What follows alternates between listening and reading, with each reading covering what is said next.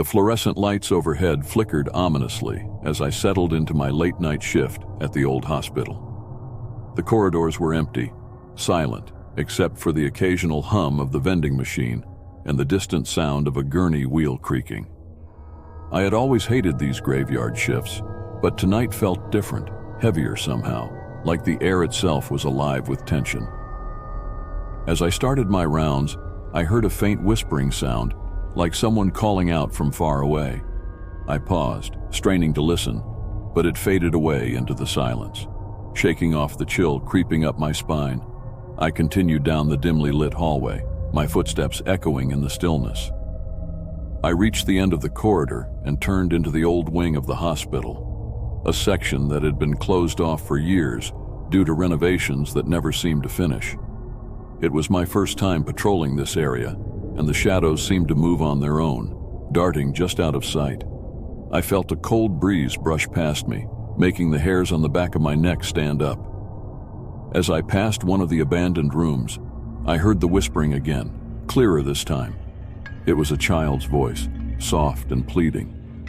My heart raced as I pushed open the door, the hinges squealing in protest. The room was empty, except for an old, dusty hospital bed in the center. I walked over, my flashlight beam dancing across the peeling wallpaper and cracked tiles.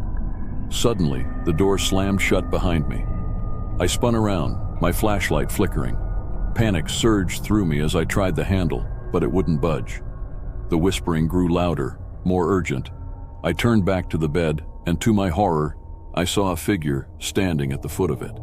A little girl in a tattered hospital gown, her eyes wide and hollow. "Help me," she whispered, her voice echoing in the small room. I stumbled back, my flashlight slipping from my hand and clattering to the floor. The room plunged into darkness, the only light coming from the faint glow of the moon through the grime-covered window.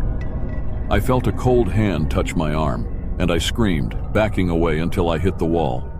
The whispering intensified, surrounding me, suffocating me. I fumbled for my flashlight, my hands shaking, and managed to switch it back on.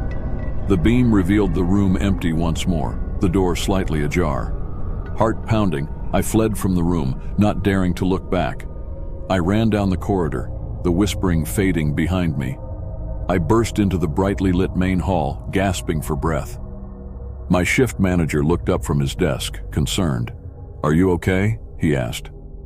I nodded, trying to calm my racing heart.